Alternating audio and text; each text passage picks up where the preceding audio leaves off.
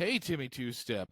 This September, The Hill is getting a fresh new vibe. Kind Goods is opening its doors. That's right, step into a modern, welcoming dispensary filled with top-quality cannabis, unbeatable deals, and a team that's here to make you feel right at home.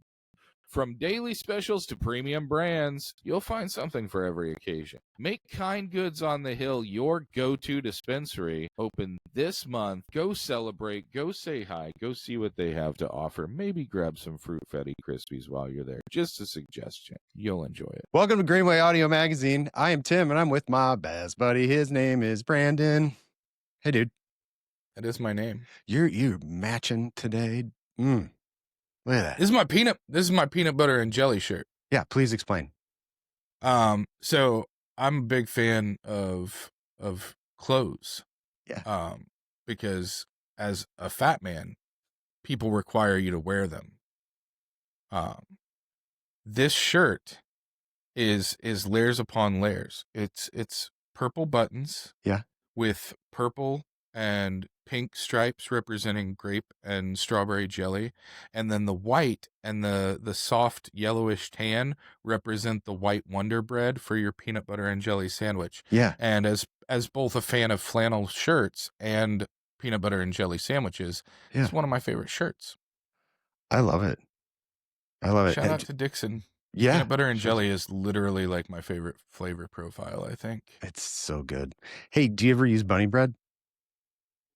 I'm diabetic. I don't eat a lot of carbs. So I don't use a lot of bread in general anymore. I've actually started just making peanut butter and jelly balls and freezing them. Ooh. And then eating them like little snacks. I like that. Do you know how to spell bunny bread? Bunny. Yeah, no, it's Bunny bread. Is that not what I said? Damn it. That's what I said, bunny bread. Holy shit, man. That's one of those. I was about to go bunny bread. Yeah, that's what I said, bunny. Yeah, man. Oh, nostalgia. Right? Dude, that just totally like, yeah, that totally just hit me because as somebody from the St. Louis area, we're synonymous, and I'm sure other places, but like St. Louis is kind of synonymous with all those like cheesy commercials from the 80s and 90s and stuff, like Becky's Carpet and Tile Becky's Clean Up Carpets.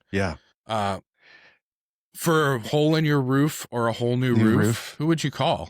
Frederick Roofing. Yeah, exactly. Yeah. What was the one that were like two lawyers and they just did the craziest, wackiest? Was it Brown and Crouppen? No. Is that the one with the guy with the eye patch? He's no longer with us. Rest in peace. Oh. And now I don't think that's Brown and Crouppen. That's, I don't remember. But you know what? Shout out to those dudes. They were brothers, and they loved St. Louis so much that they used to like take time on public TV and tour St. Louis and talk about all the cool stuff they did when they were kids. Can you hear my dog going ape shit right now? Can you hear my dog licking where his balls used to be? No, but she's like literally like screaming and barking. Okay. Yeah. I just wanted to make sure. Yeah, like we talk a lot about marketing, and I think that's a great example of marketing. Bingo. Is, shit that sticks in your head and you literally have almost nostalgia for it. Right. I absolutely did. As soon as you brought up bread, I was like, oh my God, I can do the bunny bread joke. I'm sorry I ruined it. You almost had it.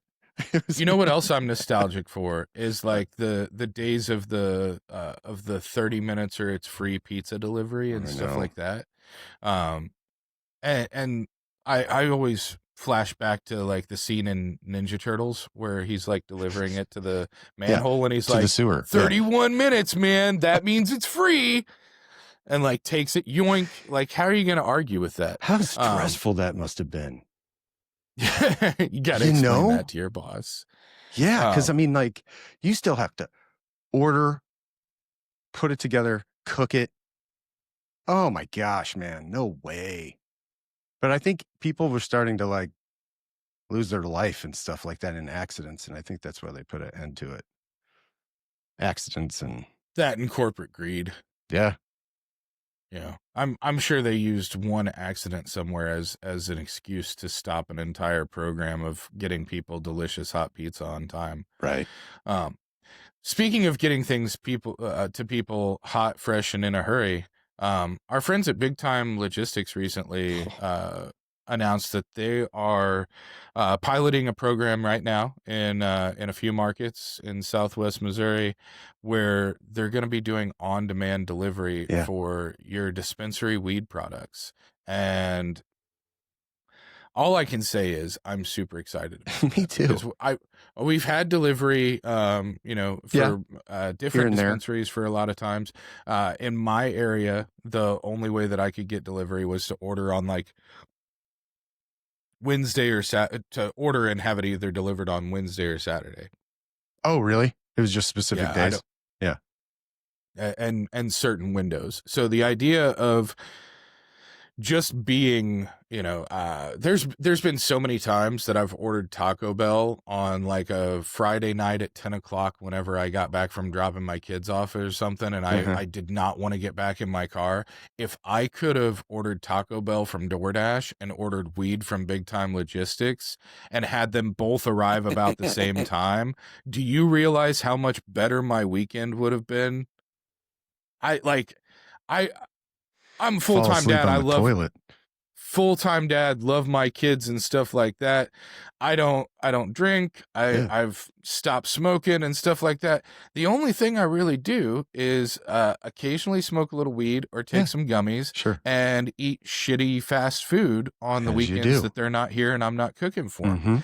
So the idea of being like just real good and crispy baked while eating a caramel apple empanada, that sounds fantastic. Do they still make double deckers? My boy, they just brought back the 90s menu and they brought back the double decker taco. They brought back the Cool Ranch Doritos taco, which they haven't had in a long time. And on top of everything, they've been using Anxious and Turnstile in their commercials for like the last year. And I'm so here for it. Anxious and Turnstile on my television whenever Taco Bell comes on, and that is the reason I will always support Taco Bell, is because they do live moss. They do. Yeah. You know who else lives moss, Tim?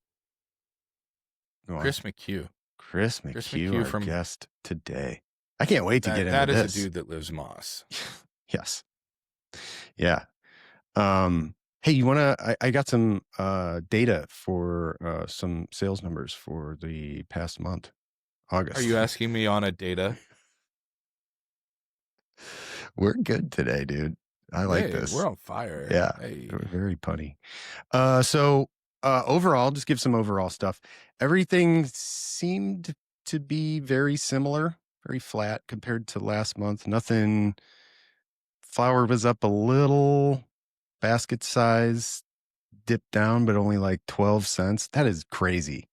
Hey, where are you getting this this sexy data from, buddy? Headset. Jake at Headset. Hey, yeah. Jake at Headset. Shout out to Jake at Headset. Shout out, Jake. Flour just up a little bit. Nothing major, but there was some movement in the rankings. And that's what I love, the rankings. Let's hit them. Flour, Flora Farms held steady at number 1, but Codes moved from number 3 to number 2, and Illicit dropped from 2 to 3, so they swapped. Pre-rolls, Good Day stayed at number 1. Codes went up from 3 to 2. Edibles about the same. Vapes, Rove moved up to number 1, and Illicit slid to number 2. They've Rove's been making waves with the vapes. Yeah, they're out there. Concentrates proper drop from 1 to 5. And Infinity went did to everything 1. else move up in the same way, or did somebody Infinity rock it up? Who's Infinity? Infinity is Nuthera. So Okay. that's the They're indie #1, baby. vapes, Infinity concentrates, Panda edibles, Medusa. Shout out to Nuthera and Fresh Karma. Yeah. Yeah, Topicals. Mary's Medicinals went from #9 to #1. They're pretty standard, like all over the place. I mean, they're kind of like, a household name when it comes to topicals. Love Mary's Medicinals. Yeah. But I will always stand by Heartland. This is my heart beating. That's Heartland, and I've been really impressed with the Hugs line from Sundro OG Yields. Yeah. Ada.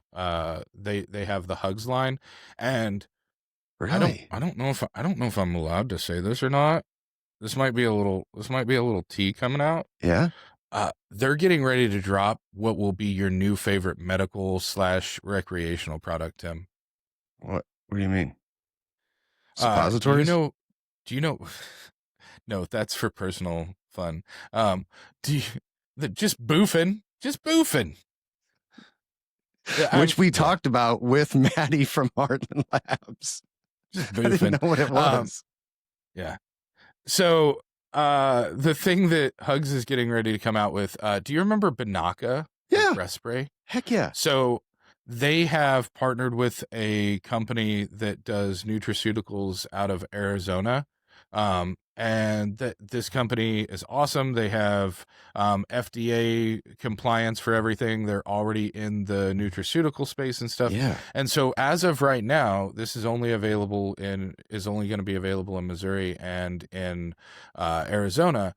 And it is a THC breath spray. Yeah. That because you either in your cheek or under your tongue. Yep. So it goes straight into a mucous membrane. Right. And it's 3.3 milligrams per dose, which is just spritz. One spritz. Okay. One spritz, 3.3 milligrams. I think it's either 50 or 150 shots per container. But the thing I loved about it was that I'm an edibles guy. Yeah. And it's such a low dose, but because it's going straight in through mucous membrane, it's super fast acting. Right. The onset of it was really quick compared to most edibles. 5-10 minutes. And it lasted as longer than most of the edibles that I've had, because it's going in so quick, but then it's staying. And one spray was great. I'm a 5 milligram gummy guy. Yeah. One spray was great. 2 sprays was really, really good. Really? Oh my God, honestly, I can't wait for these. I at one point, after, I was in a safe space, I may have treated it kind of like a vape and like hit it every 5 minutes for like a half an hour. Spray in your eyeball. And it was a pleasant experience, and my mouth tasted delicious and smelled great. Sure. So yeah, Hugs coming out with the Hugs. THC. It's a cool name. THC minty breath spray. Their topicals are really good too. I've like I said, big fan of Heartland, but Hugs is probably my number 2 as far as as far as a lot of the topical type stuff. Love it. I can't wait to check this out. Hugs. Just HUGS, or is there like a... Yeah. Okay. You should be definitely at any Hippos dispensary, and probably most other dispensaries near you. I think that just made my week. I love that. Yeah. I love that idea. You're gonna enjoy it a lot. Yeah. Yeah, because it's good to have just something that is very portable and small. Speaking of that, I got this cool thing. Yeah, very discreet. You talk about discreet. There's nothing more discreet than just a little breath spray. Yeah. Check out this little high five stirrubles thing. Look at you. You can like put the put your little. You just do bumps. Just do bumps of stirrubles. Straight into the mucous membranes, like we said. Oh, man. I watched Cruel Intentions. I remember Sarah Michelle Gellar's crucifix. Man, we're taking it back. 90s Yeah, today. Yeah, we got Chris McHugh. I cannot wait. Yeah, let me see. Nothing else too crazy. On the data side. Worth noting, but yeah. Good stuff all around. I mean, steady. We're trending well. Yeah. Very steady. One of the reasons you're going to see more and more fluctuation in the coming months is that comes along with market compression. Yeah. We're seeing with so much of the market space and shelf space going through a limited number of companies. Yeah. What you're going to see is that if at any point one company decides not to reorder or decides not to work with that company because they're not meeting, what they want as far as pricing and stuff. One of my favorite brands has been scaled back significantly at one of the larger carriers. And so it's really hard to find their product there, ever. And so it's hard to be in the top 5 if you're not being carried at the same level you used to because you can't meet the same profit margins, or you're not willing to come down to that place. And reciprocity plays a big part in that, but which is, we've talked to enough independent manufacturers that even more than reciprocity, sometimes it's just, you don't have as much wiggle room. Yeah. Josh Mitchum from Clover was talking about the fact that whenever they're buying wholesale, a vertical operation is growing their flower, and it's literally a third, half to a third of what they're selling it to independent manufacturers for. And it's really hard per pound. So it's really hard to have the same margins and be able to say, yeah, we'll take an additional, 20-30% off of our wholesale price to meet you on the shelf floor. Wow. On the show floor. Interesting. Hey, we have a guest in our lobby. We were talking about vertical operations. This guy may have some insight into that. He might. But first, hey, that was good timing. Fall is calling, and so are apple spice chews from Curio Wellness. These fan favorite chews are back for a limited time, blending that crisp, juicy apple flavor with just the right kick of warm spice. They're basically autumn in an edible. Whether you're apple picking, peeping at some leaves, or just posted up on the couch in your hoodie with a football game on, that's what I'm talking about. Apple Spice Chews bring the flavor and the fun to every fall moment. And this year, Curio's got something new. Get ready, baby. The 1,000 milligram pack. That's 25 chews at 40 milligrams each. So plenty to keep the fall vibes going. Curio Wellness's 1,000 milligram Apple Spice chew pack, now for a limited time. Welcome back to Greenway Audio Magazine. We are here with our guest, Chris McHugh, founder and former CEO of Vertical Cannabis and full-time attorney. Good Lord. Now full-time attorney. Yes. Jeez. And yeah. In the running for most attractive silver fox on the podcast. Hey. Well, got that one in the bag. There we go. Good to have you, Chris. Holy cow. Thanks, guys. It's so great to be here. Yeah. Appreciate it. Oh my gosh. Okay. So much to get into, but you founded Vertical Cannabis, and I luckily had a small part in the beginning days of opening the dispensary down in St. Joe, like helping with packaging. And then I was there for the opening ceremony and everything. And that is one of the coolest dispensaries in Missouri. Well, with the tree in the middle. Oh my gosh. Thanks. So cool. Appreciate that. I mean, a lot of work went into founding that company. Any founder in this industry in Missouri or anywhere else, they're fighting to the finish line, right? Yeah. Every day. And so a lot of respect for everybody out there who opened one of these businesses. However, if it lasted a day or it lasted, 10 years. Right. Yeah, exactly. Yeah, that was so cool. I love that location. It was super exciting to get to work with you guys. I don't know how many years ago that was. How long is that?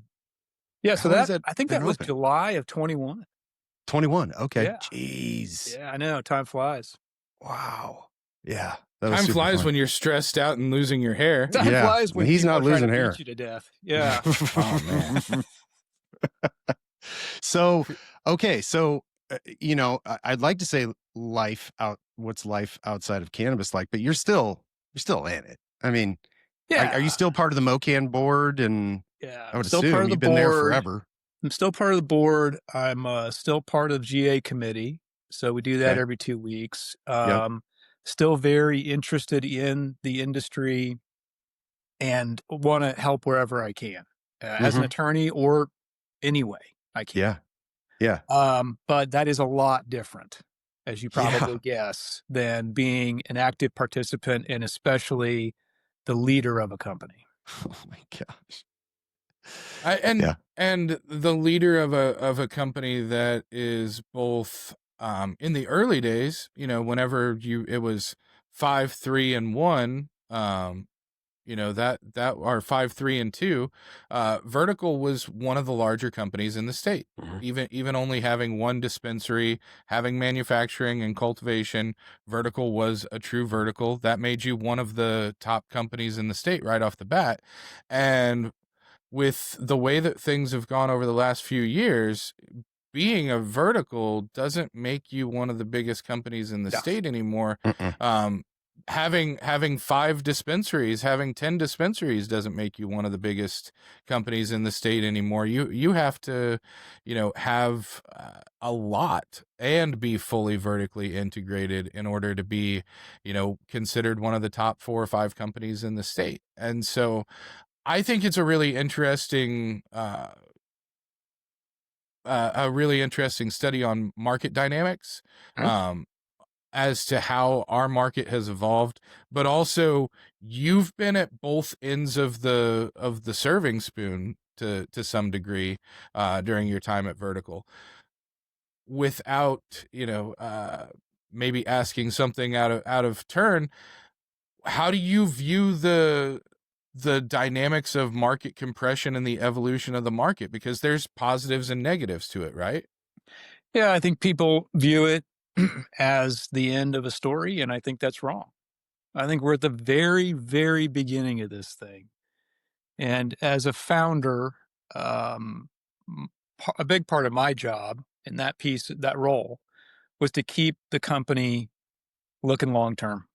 The Vertical was founded for a reason. It was founded on certain principles. And those principles don't always get you the market share that you want. There's been this heavy reliance, as you guys know, or heavy emphasis on retail, right? Everybody wants retail. Everybody wants to be in retail. Everybody thinks retail is where you want to be. Nobody wants to touch a grow or be involved with a grow. Well, that's a little bit upside down long term, in my opinion. So, especially if you're trying to do what Vertical's been trying to do from the beginning, which is grow great weed for the consumer. Full stop. You can't do that with a dispensary, right? It just doesn't work. So I think to view us as at the end of the market story is wrong. I think we're halfway through chapter 1 of a very long book. That makes sense. I've always wondered this, especially someone in your position. What was the hardest of cultivation, manufacturing, retail? Which division kept you up at night the most? Well, that would be the Division of Cannabis Regulation. Yeah, that Tim. would be the DCR. It was this monster, right? It's a monster. I mean, you just have to describe it the way it is. Yeah. And retail's not easy. And cannabis, growing cannabis is probably the most difficult thing I've ever tried to do on a commercial scale. We fell into some things at Vertical, and we lucked out on some things in retail that made it a little bit easier on us. But I think, I wouldn't, if I had people lined up in front of me who one's doing retail, one's doing cultivation, and one's doing manufacturing, I don't think I could rank them, by skill level or difficulty of their day. I think with the regulatory landscape we have, local and federal, with the market dynamics and the inability to predict 1 week to the next what the market's going to be for any one product, the inability to predict the financing piece of this, what that market's going to be like, and just trying to keep up with the Joneses, guys. The difference in the way that you run a cultivation today as opposed to 24 months ago, night and day, like a Model T Ford, versus a modern car. There have been such advances in cultivation, even with the disinterest in investment. And so I think there's two sides to this story, and I know you guys didn't ask about the other side, but it's very difficult. It's extremely challenging. Hardest thing I've ever done to run a cannabis company anywhere in this country, even in Missouri, which is a great market. But with that comes a lot of opportunity for being very proud of what you can accomplish with less resources than you'd like to have. And I think we should pat the national cultivation industry on the back here, because they have, through really tough competition with licensed and unlicensed marijuana companies, and a real wet blanket over any kind of new dollars in investment other than what I would call predatory lending, been able to make huge advancements in lights, technology, grow methods. And now you used to be able to get maybe 25 grams dried per square foot. Now you're getting over 100, and just think of that. There's winners and losers there, guys. Like the person who expanded their grow to 90,000 square feet and spent $10 million. And now the guy who has 10,000 square feet can grow just as much because of advancements in procedures and lights and fertilizer. How do you predict that? That guy who made all that investment, he didn't make the wrong decision. He just made the best decision he could. And now he's on the wrong end of it. And what's crazy is looking back at, writing applications in 2018, 2019, and what we were writing for, per plant and lights as we were, diagramming things out, and what our expectations were per harvest and stuff like that. And to your point, that's 4, 5, 6 years ago. And it's, you said the Model T to a modern car. I think of it a lot more akin to the Kitty Hawk. The first flight at Kitty Hawk was, think about it, the first flight at Kitty Hawk was less than 70 years before we were, flying transatlantic flights and, before we had commercial airliners and stuff like that. It's remarkable. Like it's the internet.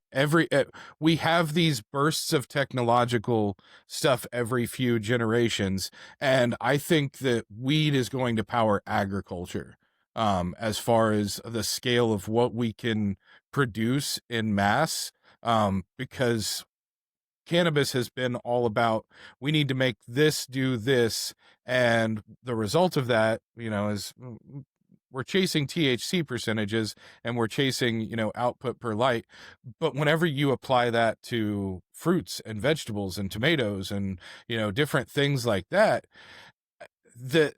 the potential to have long-term impacts on the rest of the world because of what cannabis is doing in indoor agriculture is pretty remarkable to me. And I know Fluence does a lot of overseas work with their lights in China for commercial growing of vegetables and fruits and stuff like that.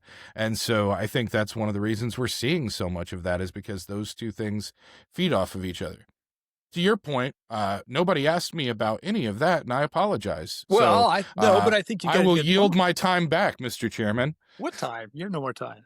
I think Brandon, you got a good point there. I would push back a little bit and point out that we're always trying to, in cultivation, you're always trying to push the cannabis plant. And we have yet to find the limits of that plant. That is an amazing plant on so many levels. It is so adaptable. And it can take a lot. It's a little finicky, right? Sometimes on a commercial scale, and it wants what it wants. But we have yet to find how far we can push this plant under certain lights, under certain conditions. Mums, if you water a mum enough, it'll just die. It'll give up the ghost. It's not. I think we have to remember that cannabis is just a very special plant. And the way I think of it is, it kind of won the evolutionary race among plants. It got first to the pinnacle of plant evolution, and it did that by being so adaptable. Yeah, and to your other point, Brandon, I complimenting on this too. If you look at cannabis industry, and I think analysts have a hard time with this, they look at it as a business, and they should. And they have a hard time understanding different corners of the business because they don't understand cultivations. They don't understand how they make money. Many of them don't. And so they get sour on it. That's fine. That's legit. But if you look at a cultivation as a pioneering endeavor, like space flight, like you described it, we don't. When I built that building up in St. Joe for the cultivation, there was no standard. There's no industry standard for an indoor grow. I don't know that there is today. You do your best. You build the rocket the best you know how, and then you light it, and you see what happens. And a lot of times it's not what you expected. It's not what you wanted. But that's what pioneering is. And a lot of these guys who get dogged on because they didn't get to the moon, well, hell, they got pretty far. And they made a lot of advancements, and we learned a lot. And there's something to be said for that. You guys kind of represented Missouri. I know that there will be a million people in the comments on social media that will say all kinds of different things. But for me, Vertical was Missouri's first real take on craft cannabis, because it was essentially the only place that was farm to table. The proximity of your cultivation to your dispensary, you guys had the ability to be truly craft, truly almost farm to table, in a way that most other cultivation facilities and most other verticals throughout the state weren't. And I've always thought that was the coolest and most unique thing about Vertical, is that if you would have been able to have a consumption lounge in the early days of medical attached to a dispensary, you could have literally, had an all-in-one experience like you do at a winery or a craft brewery with Vertical. And that's always been the most interesting thing to me, and the thing that I love the most about you guys, your products, and what you built as far as the culture of your products. Yeah, I really appreciate that. And that was something that we embraced early on and still do. It fits very well with the brand and the purpose for founding the company. And, to the people in the comments, I get it. We have high standards for ourselves. We don't always meet them. Disappointment happens, but we try very hard. And I think most of the time we put out some great products. And I would like people to understand it's not necessary to be a consumer, but I think it would be beneficial for consumers to understand that most people look at a commercial grow or a commercial production facility in cannabis, and they treat it like that. And that doesn't allow for things like single strain live vapes. The logistics of doing things like that, that's just an example, is almost impossible if you want to do it on a large commercial scale. So I think the advantage of Vertical, and I'm very proud of us sticking to our guns here, is we want to put out the best product, what we think is the best product, right? And if we think a single strain vape, live vape, is the best product for you, then we're gonna find a way to do it, even if it costs more and it's impossible to grow enough of one strain to get enough biomass to do that on a regular basis, and doesn't make any sense. Because that's why we founded the company. Cannabis is the only place that prices can go down, products variety can go up, the quality can go up from a corporate or large scale operation, and what you can buy at a dispensary, and everyone online will still have only negative things to say. Nobody complains, about Pepsi whenever they do something different, or whenever it's the same thing that it was. But my grandma used to make homemade soda and had a soda jerk at her house, and this is nowhere near as good as Pepsi's nowhere near as good as grandma's soda jerk at her house. And yeah, man, like we get it, but you're not.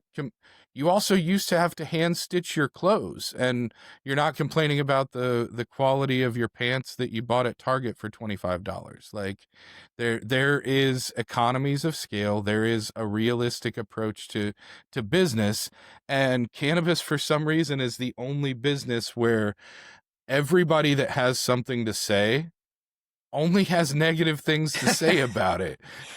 Well, it depends on how you look at it, right? I try to look at it in the most positive light, which is they very much care.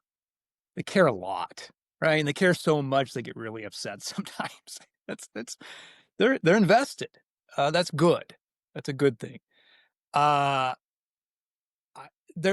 Somebody who is consuming cannabis is never going to understand the logistic difficulties of commercial cannabis, and they shouldn't. It's not something that they really can experience easily or want to. That's okay. Because of, I never like to hear anything bad about the brand that I founded. But at the same time, those comments have made us better. Those comments have made everybody better. And you can see just I won't pull out Vertical individually, but let's just look at the industry.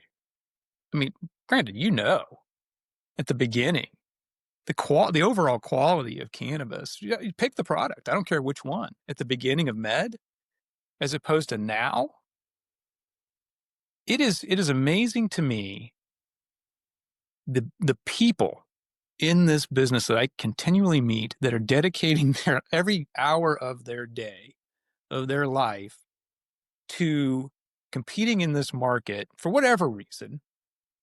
It doesn't seem like it's for money, because believe it or not a lot of people are making money, but they are trying their best to compete and put out the best products that they can. And that is resulting in very few dollars invested, very few resources going in to the black box, and coming out are these amazing things. They just keep getting better and better and better. The only thing I can attribute that to are the people in the industry. I've yet to meet a cultivation director that was satisfied with shitty weed. Right. Like I've yet to meet somebody that was like, yeah, I'm the cultivation or propagation director. Okay. We grow this. I don't like it. I wouldn't smoke it. You know what I mean? Like I haven't found one of those guys yet. Mm-hmm. Well, and there's a trade-off for businesses, and some of them will pick different sides of the line, but everyone wants better quality, because that just means more sales. And regardless of what your motivation is, it's good for you. So if you can get better quality through better methods, through knowing more, through learning something, If you can sell a better product at a higher price by investing a little bit more money, it just makes sense. And again, there's a spectrum there. And there's some companies in Missouri and nationwide that will pick one end, and there's some companies that will sacrifice more and pick the other. I don't know that that's altruistic. I think it's just an approach. But in the way the company, the business plan, the way the company markets itself. But overall, I don't know that if you've been paying attention, I don't know that you can't be impressed with the progress of the market. And again, I think we're just getting started. And to that point, what I was saying was just that no matter what the corporate version or the identity or the, hey, this is how much we're going to invest in it, the people that are actually hands-on growing the plant, I haven't met anybody that doesn't take some pride in what they're doing, right, especially in a cultivation or extraction facility. They're trying to make the best product. They're trying to grow the best plant that they can. And, they're doing really good work and making progress with everything from genetics to grow methodology to output to, there's some of the people that are leading the charge for and finally starting to make some progress with convincing the people that are making the decisions that THC may not be the main thing that we need to focus on. And that, my goodness, is that the conversation I've been trying to have and for a long time. Yeah, it takes time. It takes time, and it takes a lot of experience with marijuana in order to understand that. There's different ways to explain it. A couple of ones I like, Brandon, are you don't go into a liquor store and ask the attendant if you can, where's the highest alcohol content you have in the store. Brandon brings this up a lot. Yeah. This exact point. Yeah, that's a good one. You have your very finest Everclear. Yes, here. This is going to taste horrible. It's going to make you feel like shit, but it has the highest percentage of alcohol we can give you. You may die, but this is what you want. It's what you asked for. You think you're getting a great deal. I'm going to be honest with you, Brian. That smells like straight gasoline. Yeah, and so the other thing I do talk about, and by the way, I'm not here to diss on any product. People who are out there buying 99% distillate vapes, 510 carts, if that's what you want and that you like it and you want to pay that price for that, fine. I'm not here to judge. But, it does strike me as unusual if you went to, for example, if you went to a restaurant, you ordered chocolate cake and they brought you out a handful of refined sugar. And you said, well, I wanted chocolate cake. And they said, well, this is the active ingredient in chocolate cake. This is the same. Well, hang on. And I'll fix your opinion on this because I am a disty cart guy. Okay. Please. I'll change your opinion on distillate carts right now. So 2 things. One, to your point about going in and ordering your very finest Everclear, how many times have you ever ordered a Mai Tai or a mixed drink? Bahama Mama. That is a disty cart. Okay. It's not meant to be the very finest bourbon or anything like that. It's meant to be fruity and not taste like anything other than Kool-Aid and still have the same effects. Well, that's a good point. And as someone that is super sensitive to cannabinoids and terpenes and stuff like that, whenever I smoke flower, whenever I smoke live carts or anything like that, I may not have a replicable experience with just given the time of day or what I've eaten or anything like that. Because I'm very sensitive to the cannabinoids and terpenes. With distillate, especially if it's straight distillate, no terpenes added or anything like that, I'm pretty consistent on, if this is 5%, a 5% gummy, or if this is this particular distillate vape, I know what the experience is like no matter what time of day I hit it or anything like that. And this is what 2 puffs is going to do to me. This is what 5 is going to do to me. Whereas I had a head change live rosin cart out at MJ Unpacked. I took 1 hit of it and I was like, oh, my ass is numb. Haven't had that happen in a while. Well, part of the problem, and I don't want to talk about any specific product because I'm not referring to any specific, but the term live is misused many times out there. It's not used properly. I mean, the promise back in the day, guys, you know this, the promise of butane extraction, right? Solvent extraction was you're going to be able to have the same experience, but with a vape cart.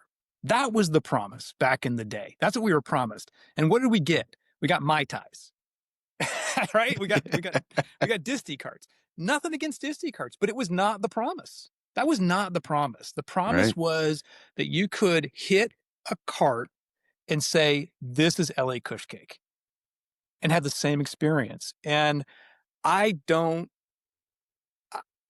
do distinguish. I have a difference of opinion maybe than most people. I do not believe that Delta 9 THC is the primary active ingredient in flower. It's one of them. It's a big one, but it's not. It bothers me when people try and make the point that we are so advanced as humans that we can take a plant that has evolved to meet human needs over tens of thousands of years. That's what the cannabis plant wants to do. That it wants to do what we want it to do because that's how it survives. That's how it gets tens of millions of dollars buildings that like make sure it's comfortable and make sure it has the humidity right and make sure it's survived. It gets all that if it gives us what we want. And there are people who go in and say, well, we can reconstruct that in the lab. And I don't believe that's true. I believe a better process, just my personal perception, is try and replicate that in the lab by extracting it from the plant in the most accurate way you can and putting that in the vape cart. And I think a lot of people that's live to me. That's live to me. And that's why we like the single strain piece of it. I don't think that mixing terps is live. That's just me. I don't think that's really live. I don't think that fulfills the promise. But I'll shut up about that because I think a lot of people enjoy those semi-live or somewhat live products. And I also don't want to, like, those are, if you enjoy it, you're willing to pay the price. Not my thing, but great. Mm-hmm. Hey man, me and Tim spent 5 minutes earlier talking about Taco Bell. So I love Taco Bell. I can't eat it anymore. But I love it. There's a market. There's a market for people who like to put bullshit in their body, and I just happen to be one of those people. Well, and I don't want to be too harsh. Like I'm not saying that distillate vapes are bad. Really, I'm not. They're not live. It's as you said, Brandon, it's a different product, and that people should realize that, and then they will. Like, it just takes time. It takes experience. I've seen dozens of people come through our dispensary from the first time they come in to the 100th time they come in. And it's a really interesting evolution, right? Because I can almost tell you when they come in the first time, I can almost tell them what they're going to ask for the next time, right? Because the first time they're going to come in, they're going to ask for a pre-roll. That's what they're going to ask for. They might ask for a disty vape. And then they'll go out and they'll come back and they'll say, okay, I liked that. What's next? Because people always want to get better. They want to do better. They want to become connoisseurs. That's where everybody wants to be, I think, eventually. And they will walk up that staircase to live products, extracted products. And then, of course, everybody believes, and I'm not saying it's not true, the solventless extracted products are the best. And that's that's the top step. Chris, if we can get into, I've been wanting to ask you this on the legal side. You're a KU law grad. Yes. Been practicing law for a couple decades. Years. Yeah. So when you were with Vertical, so you basically had two hats. You still had canvas lawyer going through your veins, and you're navigating all of these ever-changing rules. And then you know, halfway through the day, you got to take that one off. You got to put the CEO hat and then live under those rules. How what was that like? What was the dynamic like, fighting to change rules to improve things, and then switching over and then having to obey those rules and run a business? It was never clear cut. In my experience, it was you were wearing multiple hats at any one time. You were fending off people from multiple directions. It's sort of like being attacked by a circle of ninjas. It was, and they didn't attack one at a time. It's funny, guys. As a lawyer, I was a lawyer a long time before I was a CEO and a founder, and I thought being a lawyer was hard. It's not. I just can tell the lawyers out there, it's not. Being a CEO is 10 times harder, and being a CEO in the cannabis industry is 100 times harder than that. And that's about the only way I can explain it. You're a target from the minute you wake up until the minute you go to bed. And everybody wants a piece of you. And there are great actors out there that I have a lot of respect for. Most industry participants I have a lot of respect for. But man, are there some wolves out there that want to prey on businesses and want to prey on leaders. And I won't go any further, but you got to be real careful. Tune in starting next week for our weekly session called Chris McHugh Names Names. Yeah, everyone will be. You'll get some ratings. I guarantee you that. Oh, yeah. No, I can say, 'cause I don't think it's any secret, guys. These lenders out here, these private lenders, I have no respect for them. I don't appreciate what they're doing. I don't think they fill a market need. I hope none of your sponsors are offended by this, but I think they're predatory, and I don't see the value. I don't see the value, and I won't pick. It's getting better, but somebody who doesn't have a job, who decides to put on a cannabis consultant hat, seen it many times, and they don't feel bad about taking money for bullshit advice that can really get somebody in trouble. So I feel personally victimized by that statement. Why? Look, you guys are doing you're doing God's work.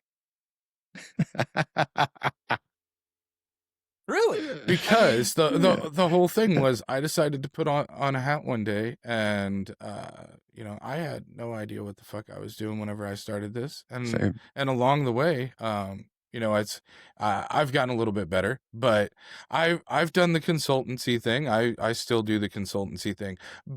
The difference between me making a joke about myself and what you're talking about is I've never tried to not be as helpful as possible, even to my own detriment at times. I think that to your point, there's so many people in the space that genuinely are like just trying to be helpful to one another and beneficial to their company and to other companies, that makes it that much more disheartening whenever you do stumble upon the people that are literally just there to cash a paycheck and cash out, and maybe they know what they're talking about, maybe they don't, but either way, they have no investment in you, your company, the community, the product, or anything else. They don't give a shit. And that's the part that sucks, is whenever there are people that are taking significant amounts of money who don't give a shit about anything. They're mercenaries. Yeah. And here's what I'll say. This is the proof in the pudding that you're not what I'm talking about. You've been around too long. Well, these guys last 6 months, right? And then they're gone. We've been here. If we had been acting in a way that we shouldn't act, we wouldn't be here anymore. 100%. People figure it out pretty quick. So, I mean, absolutely. I got to tell you, Chris, it was, I guess, 2021, when I was at Paradowski Creative and we were helping create packaging, your like initial packaging. When I see it, I get a little pitter patter in my heart. Like I still am like, God, that was awesome. That was so fun. Cause everybody was just getting in at once. And we were like, how can we help? And it was so cool to get in there, dig in, brainstorm with you guys, try to come up with ideas for different logos, how things inside the dispensary could look, the packaging of the pre-rolls, the tins, all that stuff.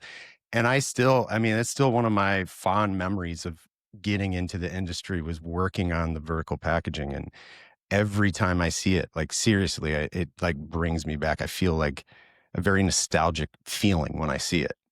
And we're still here again. Yeah. Like we weren't in it. We weren't flashing the pan. Like we're passionate about this and we're like, now we're like dinosaurs, but we're in it. We got in it for the right reasons and we're still here for the right reasons. Well, don't get me started on packaging changes and rules, I know. regulations. And I mean, we're all kind of living that day to day. But that led to one of my favorite things, which was Vertical's marijuana wrapped all the way around the packaging that took up an entire panel on each one. And that now has led to its own new packaging regulations that say you can't do that anymore. But I've someone took it personally. If you take nothing else away from this conversation, if you've never met him before, just know that Chris McHugh is more punk rock than you are. Yeah, 100%. Yeah. I don't know what that means. Badass. Yeah. Well, you fall into, I think everybody to a degree falls into this industry. You're sort of sucked into it, right? It's like a black hole. You pass the event horizon and then all of a sudden you're like, well, here we go. Where's the exit? Yeah. We're going through, you're going through to the other side. Yep. And I made it to the other side. It was tough, but and as much as I complain about it, guys, I loved it.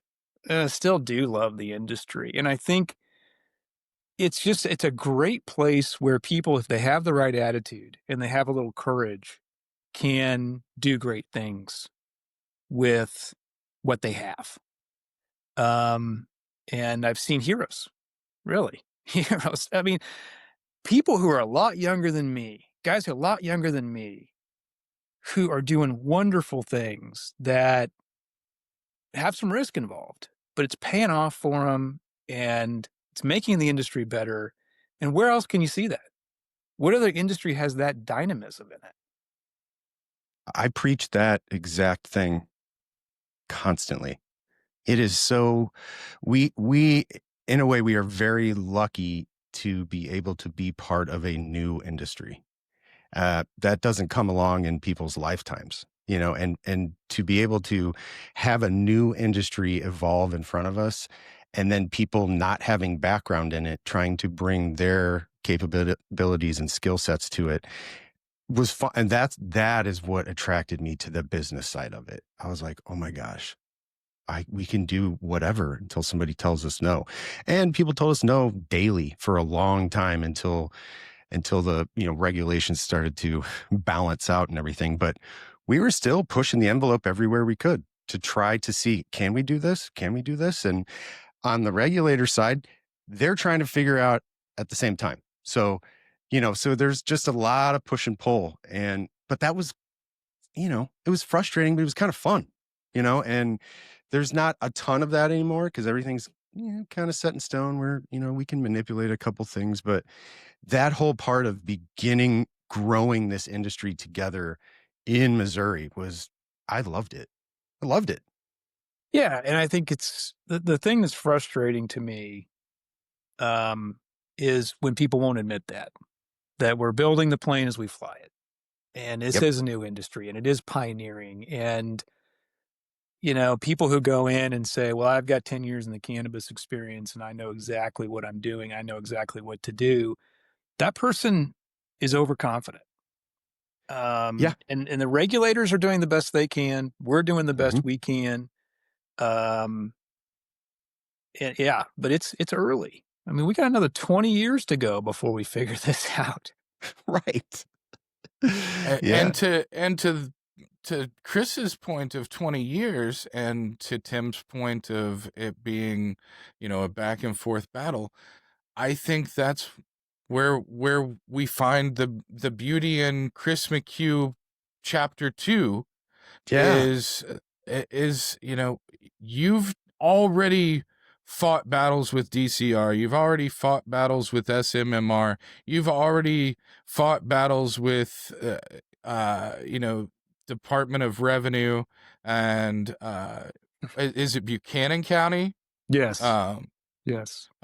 So for anybody that doesn't know, I think most people now are familiar with the fact that there was a court case over tax stacking in St. Louis. But for anybody that doesn't know, Chris and Vertical filed in Buchanan County before the St. Louis field state case was filed for the same reason. And we did an article back then about it. And I'm not 100% sure what the exact quote was, but the synopsis was essentially "kiss my ass, love Chris McHugh," and I should get a stamp. Well, I that's one of my favorite parts about you is that you've been unapologetically on the side of whatever you think is right. Now you can argue whether Chris is right or wrong or not, but you can't ever argue about whether or not he's doing what he thinks is right. And that's been one of my favorite things about getting to know you and being around you in the time that we've spent together and seeing you go through this space, both as a CEO and as an attorney, is your insight and the approach that you've taken to things so often is we have a duty to people and this is the way the law reads. This is the way the Constitution reads. We're going to do it this way until you make us stop. Not until you say we can't, until you make us stop. And if you tell us to stop, we're going to need, verifiable proof of that. And we're going to keep making sure that we're doing the right thing. And that's what gives me hope for the rest of the industry, even if you're not in a leadership position with a vertical or the vertical, is that you still have a role and that you're still going to be out there fighting the good fight and helping people to, defend their businesses from tyranny and overreach. And Brandon, you're getting an advance invite to my Lifetime Achievement Award. Whenever that ceremony happens, I'm inviting you to speak on my behalf. Thank you. Yeah. So Chris, let's dive into this a little bit. How do you see, part 2 of this journey going? I've never really tried to look down the road too far in my life, especially with my career. It's taken twists and turns. I've talked to you guys before about all the different things I've done. I never could have planned this 25 years out. Never could have. I just did kind of what I thought was right at the time and what was best for me and where I tried to help where I could and have benefit to whatever industry or whatever client I was working with. But I think it might be time for me to kind of frame this in a little more traditional way. So I'm with a law firm and it's run by my old college buddy who I've known for a long time. And I help clients and I really enjoy it. And, I'm almost 51, which isn't old, but I feel pretty good. But, my jousting windmill days, they're not done. They're not done. Good. And we've got a couple good lawsuits for you, I think, on the burner, right? That we're going to serve up here pretty soon that I think may change the industry a little bit. I can't talk about them yet. Okay. But the point being, it might be time for me to go into a more of a traditional attorney role. And that's okay. I had my day in the sun, sort of playing with everybody. And it is good. I take a lot of enjoyment in seeing, God, I hate to say this, the next generation come up and be CEOs. You know, John Duncan took my place. A lot younger than me, a lot more talented than me, guys. A lot more talented than me. And I know there are other people that, you know, at some point are like me, going to make room for other people like John. And that's great because that's just going to make things better for everybody. So, but right now I'm just kind of taking it day by day, enjoying it. And it's going well. And with friends like you, I get to hang out with, it's pretty fun. As Tim said the last time, this is a passion project, and we only have to talk to and only invite the people that we want to talk to here, and so I'm so glad you're here. Yeah, me too. I'm so glad to be here, guys. Yeah, this has been so much fun. Yeah, it's crazy that we're still here standing and talking about this industry. I tell people all the time when we get a little too heated about complaining about our lives, I stood up in the dispensary one day a couple months ago and said this, guys, there are people out there who would kill to be in your position, to be in your shoes right now, standing right where you're standing, doing what you're doing. All right. So I know it's not perfect, but there are people waiting in line. And I'll tell you this, there are a lot of bodies behind us. People yes, didn't make it this far. Right. And those were good people, right? Yep. They were trying their best and they were making good decisions and they ended up on the wrong side of the cliff, right? Just by happenstance. The wrong side of the crevasse and just through luck. So I feel very lucky. I guess is the upshot. Very lucky to be able to be here today to hang out with you guys, have fun, and I again just appreciate you guys and everybody in the industry who is toughing it out.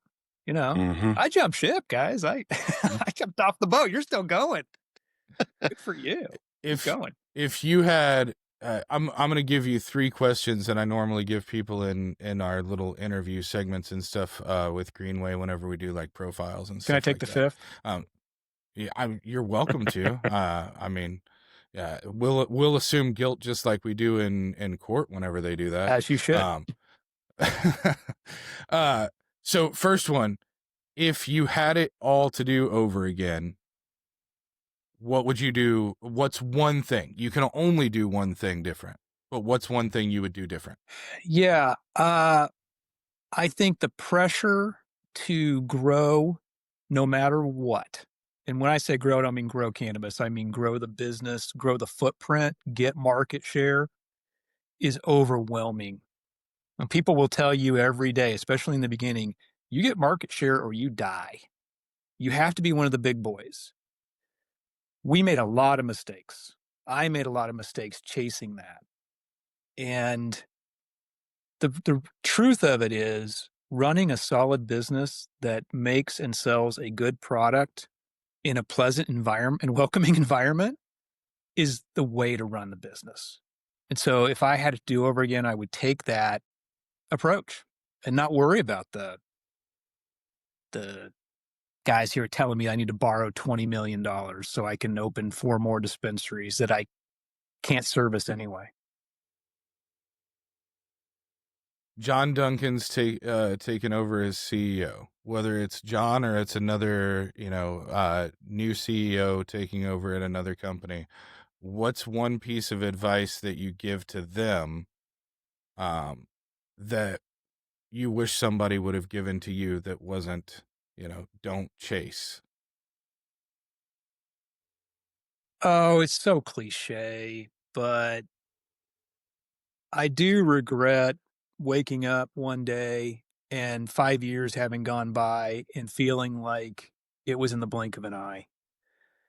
I'm not saying that you don't work every hour of every day because that's what you got to do. And I'm not saying you're not intense, but at the same time, you got, at some point you got to enjoy it, take a bit. Enjoy what you're doing in your role, or enjoy life outside of your role. It's the same Both? thing. Yeah, it's Yeah. the same thing when It really is these days. Yeah, when you're especially in cannabis. If you're Yeah. competing, you're 100% in.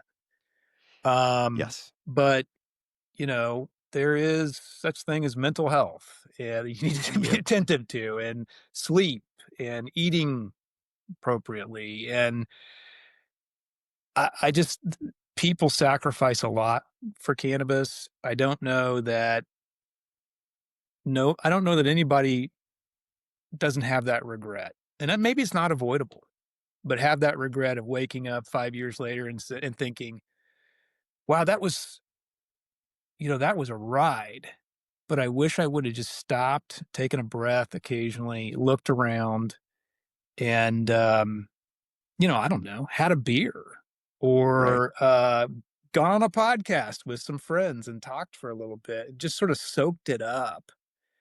It just moves so fast. Maybe that's just life. I don't know, but you mean you hit it. Seems to apply to parenting too. Yeah, well, that's we talk kids about are this. Motherfuckers, they grow up way too fast. Oh, dude. Yeah, I mean, if you have kids and you're in this industry, time goes by times 10. I don't know what it is, but I love that you brought up that point. It's something that Brandon and I talk about a lot, is mental health and how you work and working in this industry, trying to balance the two. I mean, I the other day I was talking to a colleague and I said, I am doing a really bad job of balancing my work life. I'm failing pretty badly right now, and Brandon knows, the weekends come and I'm like, oh, good. Now I get to work. Yeah. I've never done that in my life. It's like the weekends come and I'm like, oh God. And now the weekends come and I'm like, oh, good. Now I'm not going to get blown up. Like I got work to do. Yeah. And that's insane. And I'm fighting it constantly, trying to make sure that is not the norm. And it is hard. It is hard, especially in this industry. Yeah. I love that you brought that up. Well, and I think I might change my answer. You bring up some really good points, Tim. I think people look at me and they think that I'm very skilled. And I got to where I got to because I worked hard and I was very talented. And the truth is, I hope that some of that is true, but you're going to catch a bad break, probably. I mean, the odds are in cannabis, something's going to happen. It's going to be bad. And it's not your fault. Mm-hmm. Like you make the best decisions you can. You do the best you can in the moment, and bad things happen to good people. And it's not. I think there's a lot of people beating themselves up. Why didn't I do this? Why did I do? Why didn't I see this? This is it's a tumultuous thing. And I've seen a lot of really, really good people more talented than me, who aren't here anymore because of a bad break. So, I mean, that's something else I think people should know. Don't look at me and think this guy knows something I don't. Look at me and think that's a lucky dude. That's an amazing point, because I this is all of a sudden it's a therapy session, but I can dealt with this too. It's like not just, I don't know if it's generational or whatever, but when we grew up, it's like you failed, you didn't work hard enough. Right. Get up, rub some dirt on it, and get back to fucking work. And it's still in me all the time. And I had to realize, like, I'm doing everything I can. It's just not connecting. Like, things are just not lining up like I wanted them to. It's not that I'm failing. I'm doing it. It's just not timing's not right. Something's not right. Finances, like all this weird stuff that you don't factor in. You just think I'm failing because it's something I did or didn't do. And sometimes that's not the case. And the really sad part, Tim, is the irony of the whole thing. We're in an industry that revolves around a plant that has a significant spiritual aspect to it. right? Yes. It's all about mental health, right? That's what it should be about. That's so And true. what do we do? We're adopting this corporate Stress bullshit relief culture Yeah. where everybody's, whipping themselves because of how Yes. terrible they think they are. Yes. You would think it would be the opposite. Right. Oh my gosh. How It's obvious. also one of the few industries that exists where more than most, you can do everything right. And because you have to work with certain other companies and certain other people, at some point, doing everything the right way, you can just get fucked, man. Like, so Yes. if one company, there was a transportation company. I was pretty close with the owner. Whenever they got out of it, he had multiple companies that were 6 figures in debt to him at the time. That dude was running the shit out of that company. Now, did they make some of the same mistakes that you mentioned as far as expansion and things like that? Yeah, but the demand was there, the necessity was there at the time, and at the end of the day, if people would have paid their bills, there's always the option to scale back. There's always the option to sell off additional assets and stuff like that. But for some reason, cannabis, more than almost any other industry I've ever seen, has a huge problem with people just paying their damn bills. And it's been talked about since before Missouri had any program. It was a problem in California. It was a problem in Colorado. It was a problem in Canada. It's almost like people in weed are just like, oh man, I forgot that was due today. Like, yeah, there is that aspect of it. I agree. There's also this 280E, and I don't want to, let's not even go I there almost because brought it we could up. have this whole, how many times you have to watch a podcast where they're going to bitch about 280E? But Right. in a normal business, it's a pretty straight line from getting the product in to selling it to having profitability and cash that you can then give back to the person you bought the product from at wholesale. It just doesn't work that way in cannabis, and that's not an excuse, but it is a factor. Even bankruptcy. Bankruptcy isn't something that exists in cannabis. Like, little things like that are whenever you do have a failing business, you can't do it the way that every other failing business does it to help your creditors, get some closure out of the business and things like that. Third question. All right. This one will pull us back. I've asked this to almost every cultivator and every manufacturer that I've ever spoken with on either our Growing the Industry or Manufacturing Success series and stuff. What is your favorite way to consume, and do you have a favorite product or cultivar? So I'll answer the second question first, and it'll be disappointing, but I don't have a favorite. I like variety. I enjoy it. The answer to your first question may be disappointing too, because it might surprise you. I'm like a lot of consumers. I like pre-rolls. I don't buy into the idea that pre-rolls are a trash product. I think there's some great pre-rolls from lots of different people in the Missouri market and nationwide. And it's just a very convenient way for me to try. It's relatively inexpensive and convenient way for me to try different strains from different people. And, if I don't like it, I toss it and get another one. I love pre-rolls, and from a business standpoint, I think that, well, I mean, the numbers are speaking for themselves at this point, but even more than the numbers, it's taking that step back and looking at all the other markets and all the other products that exist outside of cannabis. They sell tobacco, they sell tops papers, they sell pipes. If you think that any of those are as popular as going in and buying a pack of Marlboros or a pack of Camels or anything like that, you're out of your fucking mind. And so the thing that we have to understand as an industry with cannabis is that now that we're the big boys and now that we're playing in billion-dollar markets and stuff, it's not just the dude down the street that has the $3,500 dab rig shaped like a magic castle with fucking dragons coming all over the place. Although he's cool. It's not very fucking cool. rad. Yeah, he's pretty cool. I literally saw the coolest dab rig I've ever seen the other day. I'll send you the link to it. It's a Hello Kitty skate park. And I showed it to my 8-year-old and she's like, "What is this?" I was like, "This is fucking art." Good. You're bringing her up right. But it's also not the 6-foot floor bong, right. and stuff like that. It's the mom that's on her way to JCPenney or the grocery store that's hitting the drive-through at the dispensary that used to do Wine Wednesday and now she does Weed Wednesday.